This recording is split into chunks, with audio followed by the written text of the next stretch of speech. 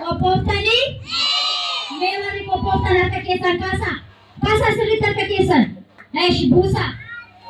Qubeen dammaa jechuun tokko, lama, sadi.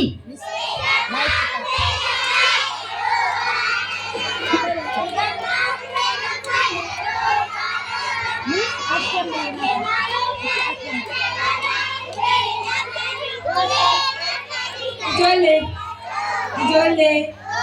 Sagalee keessan hin dhaga'amu. Ijoollee. Qophooftanii? Sagalee keessan baay'ee bareeda. Sagalee keenya bareechine kun abbabbaan baay'ee nu ilaalaa jiru waan ta'eef qubeen damma jechuun tokko, lama, sadi. Qubeen dammaa yeroo baaratan. Qubeen dammaa yeroo baaratan. Yaa ijoollee maaloo qubeen aannanii barachuudhaaf jabaatanii.